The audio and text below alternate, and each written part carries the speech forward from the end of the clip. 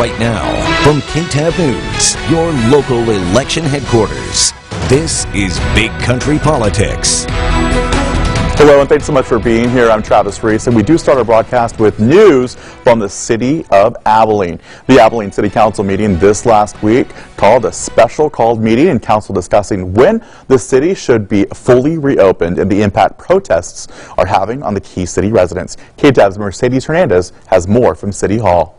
The first June meeting of the Abilene City Council taking place Monday morning. The first topic of discussion, an issue that's inflamed many across the nation. But my focal point is not Minnesota. My focal point is not New York City. Our focal point is Abilene. Abilene Mayor Anthony Williams sharing that while the key city does have instances of racial inequality, a number of citizens in this community have worked very, very hard to make Abilene different. Mayor Williams also listing the several committees formed over the years to bridge racial gaps among the community and with police, citing those have created a better culture in the city. But there's little that I or we can do about places elsewhere. However, we can make Abilene different. The special called meeting was to decide if the city's disaster declaration should be extended. This would grant the city FEMA funds should they become available during the COVID-19 pandemic. And ultimately, the extension was approved. Deputy Mayor Pro Tem Albus? Yes. Councilmember Price? Yes. Councilmember Ince? Yes. Despite one vote against it. No. Councilman Walden Hurt expressing that money should be generated locally instead of taken from FEMA. But I got a better way to make money, and that's to open up, have commerce, trade, have tax money. That's a good way to get money for our city. The disaster declaration runs until the next city council meeting in June. However, any orders from the state concerning reopening would override any set by the city council. In Abilene, with coverage you can count on, Mercedes Hernandez, KTAB News. All right, moving now to our Eye on Education. Abilene School Superintendent Dr. David Young talking the new plans for AISD's in-person graduation scheduled for this next month. KTAB's Dan Booth runs down the process, including online registration, which could help keep those graduations organized. Our goal for graduation is for that to be a well-oiled machine for our families and for our graduates. According to Dr. Young, starting this Friday, families with graduates at Abilene, Cooper, and Adams High Schools will be able to reserve seats for their scheduled in-person graduations online. We are going to orchestrate what time people arrive, where they park, which gate they come in, where their seat is, and all that's going to be staggered and color-coded. And it is just a massive process. To follow strict social distancing guidelines when registering, families will have to specifically list the people they plan on bringing. The best way to maximize the number of people that we can get in there is to actually ask people, what graduate are you connected with? How many people are coming? So that we can know, do we have to limit or not? Due to the ongoing pandemic, families will need to fill out health screening forms, and there will be additional medical personnel in attendance. We have to ask the screening questions. We will have to temperature check every individual that is coming into Shotwell Stadium. The online sign-up period will be open until the end of next week, and once seating arrangements are solidified, the tickets will be available for pickup. By golly, they've earned this amazing recognition, and they've been shortchanged a lot throughout this spring, and we're going to give them a wonderful graduation ceremony. For BigCountryHomepage.com, I'm Dan Booth. All right, Abilene High School is scheduled to have their graduation on Friday, July 17th, then Cooper Adams High School the next day, Saturday the 18th. All three ceremonies, of course, at Shotwell Stadium. All right, now to those protests happening across the country and right here in our backyard. Here on Big Country Politics, we're taking a closer look at what they mean to the community. KTAB's Danica Hill talked with several local leaders about their message moving forward. It's been happening over and over and over. People ought to be able to say, I'm tired. Michael T. Royals and his family are well known for their work in the community. And if we can just get everybody to come together, because, you know, Abilene is our home.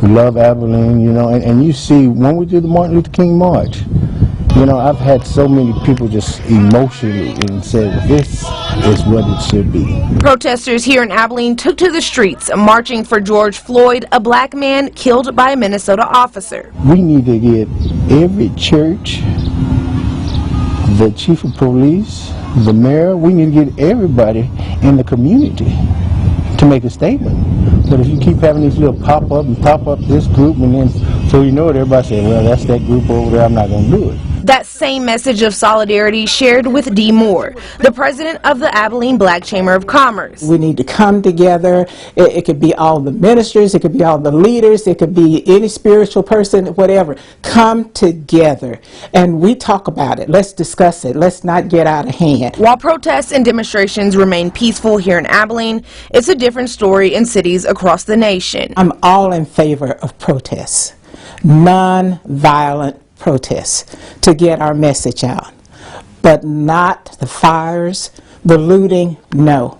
The group protesting here drawing in a diverse crowd. It doesn't matter the color, the race, the ethnicity, the religious background, sexual orientation. We are tired of it. Andre Gwynn is also a member of the Black Chamber of Commerce. It's too much, especially as an African American man, it's too much to leave the house, make sure I got hand sanitizer, make sure I got my mask. Not only am I out here trying to survive COVID-19, coronavirus, but I'm out here just trying to survive as well because of my skin color. It's a lot to deal with right now. And while many are working to make that change, the president of the Commerce says it all comes down to one issue. We talk about diversity, we talk about valuing everybody's differences. Let's do that. But still at the root of this is, why are black males subjected to this type of treatment? In Abilene, with coverage you can count on, Danica Hill, KTAB News. All right, still to come here on Big Country Politics, business owners hit hard during the pandemic. An in-depth conversation with one and how she is overcoming. We're back in 2 minutes. Big Country Politics on KTAB continues. All right, and welcome back. We have a special guest with us this morning, and it is Mrs. Alex Terrell Russell. And, you know, she's a local entrepreneur. She's been busy out there, and, you know, tell me exactly, you know, kind of what you're involved in. You've got the local, new awesome restaurant here in town, and it is exactly that, local. Yes. And then, of course, JAR Investments and land. So why don't you tell me a little bit kind of about what you are doing right now? Yeah, thanks for having me, Travis. I always love being here with you. Last time we were talking, I was pregnant, and we were just starting to develop the old Bush Jewelers building at 250 Cypress Street. We were demolishing, and we have now been open there. It's the local taqueria, and been open about 6 months. So we've been trying to find a normal. We had our opening month in November 2019, and then the holidays, and then COVID hit. So we're just trying to be part of downtown Abilene and the revitalization and the pull together to really get through all of the craziness right now. So, and then we have JAR too. So Justin and I are both Abilenians, and we love this community, love this town, both of our families, born and raised, and really have worked hard to build good lives in Abilene. So we wanted to expand on that, and we started really early in our relationship together to try to put money aside to invest in our community. And that turned into JAR Land and Investments, and we've accumulated a few properties that we think are in key areas that we can develop to make our community, you know, more vibrant, more economically viable for young professionals to be here and young families. So JAR Land and Investments, JAR Construction came out of that. They were lucky enough to have a hand in building the new Sock Gallagher Brewery on South First and expanding Soda District a little bit, as well as North Downtown. So we're still chugging along. Yeah, I think I'm grateful for you for having me today, because that's one thing I want everyone to know when I leave here, is that Abilene is still vibrant and thriving through all of the craziness of COVID and everything else right now.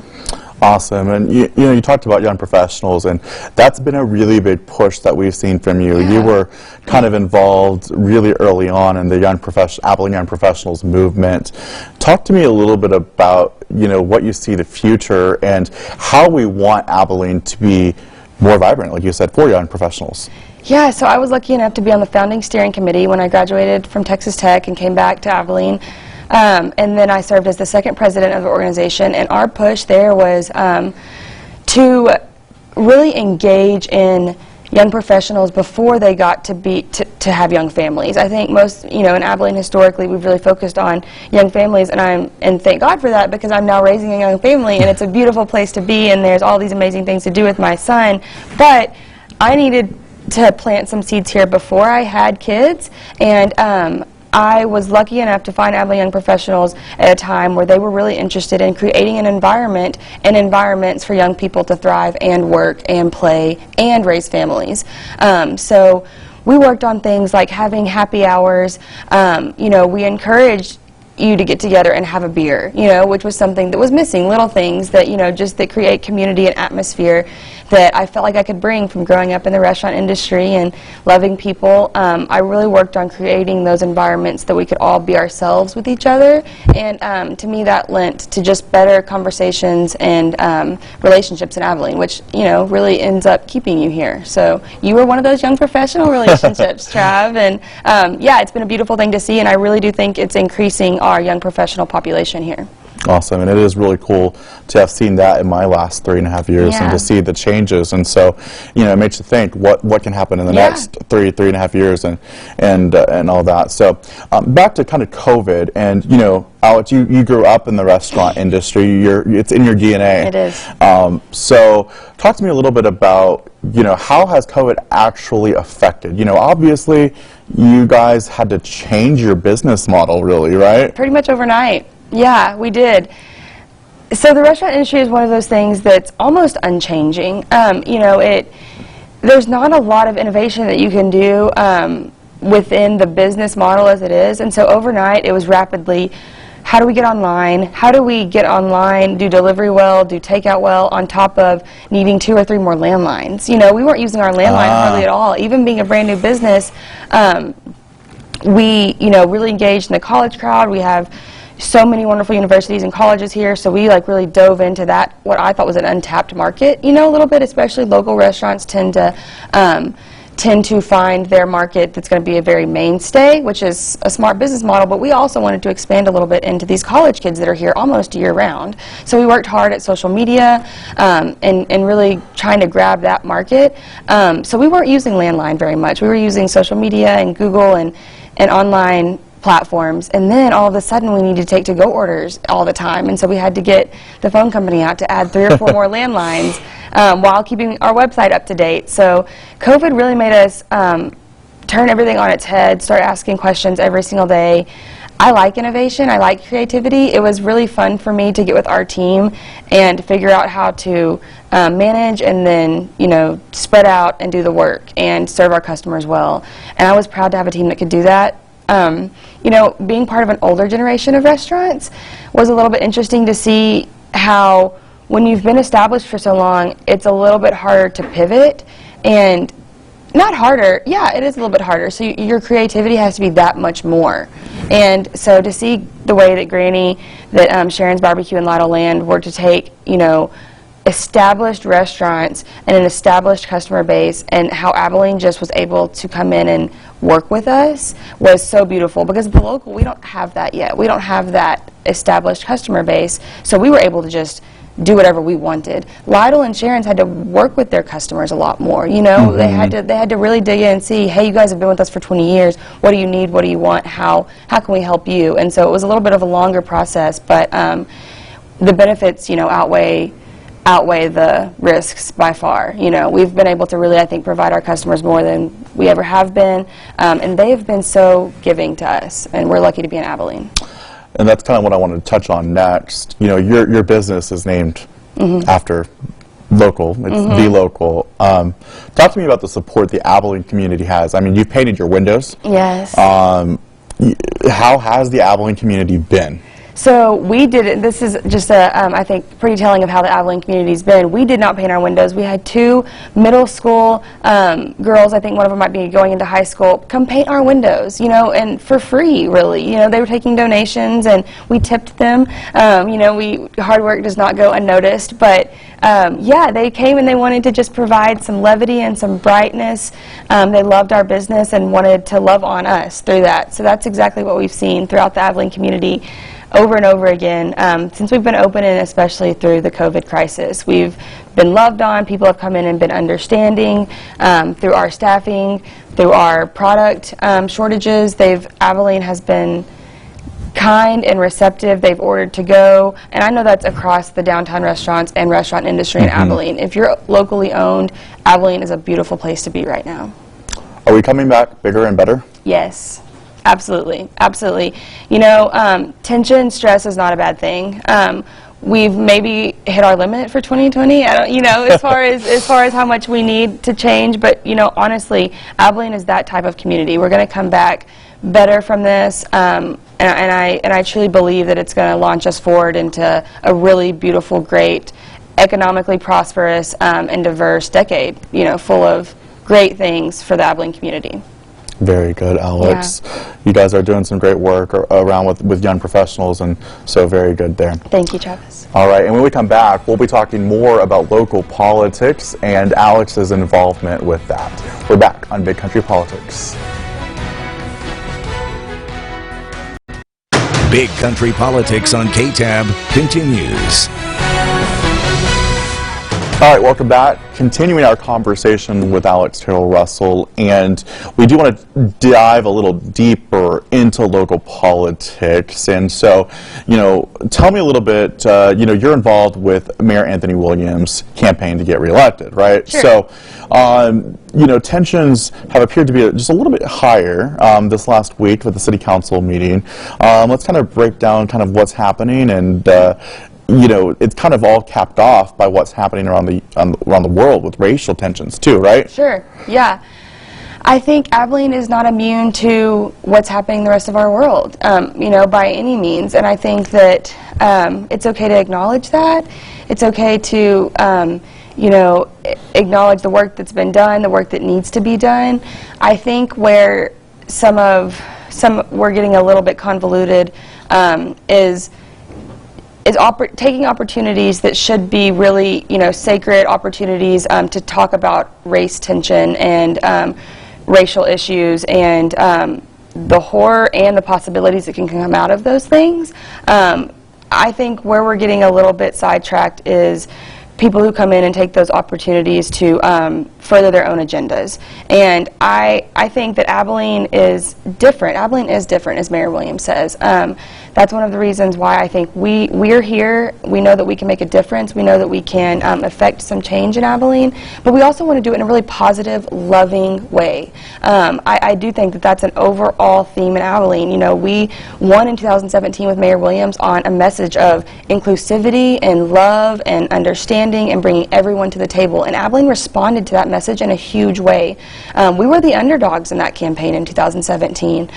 We raised and spent a lot less money than our opponent, and truly what pushed us to victory in 2017 was that Abilene responded to our message of positivity and hope, and that, you know, Abilene could be better and bigger, and that was the way to get there, was to include more people at the table, and so I think Mayor Williams has absolutely provided on that. You know, I know I've been included in conversations that young professionals were not included in before, not just me, but many of our colleagues. Trav, I've seen you at, you know, A Million Tables and using your voice in ways that are really furthering our young professional populations. And I think, you know, his dinner table conversations, and there's a lot of things that Mayor Williams does just because of the man he is, and I think that he was elected on those things, and for anyone else to say otherwise, I think that they should just do a little bit more digging into his past and his history in Abilene. And I would ask that, you know, we keep the conversation on what's most important and what we're all fighting for, and that's, you know, the oppression of people in general. And you just talked about this, but, you know, at this last week's city council meeting, his opponent did say that she believed he was elected based upon his minority status. Yes, she did. She did, you know, and I met Cynthia whenever she was running for school board. I was running for city council, and I was so excited to have a strong female running in elected office, and I'm always going to be excited to see that. I think where she and I, you know, parted ways were our approach is different, and I don't appreciate conversation taken to that extreme when we're all doing our best and we're all trying to put Abilene in a better place. And that if that's truly her goal, I think the public comment part of a city council meeting, you know, to talk about COVID and in front of these elected leaders who make $1 a year and are doing their best for our community, for her to bring that kind of negativity in there, I don't know was the appropriate time or place. But I will say that, I think Mayor Williams handled himself well. I think that he appreciated the sentiments that came from the Abilene leaders, I also think he's been living in Abilene all his life, and he's used to those kind of confrontations. So I think, it was fine, and he was well prepared, and I think that, anytime we can have those difficult conversations, we're happy to have them.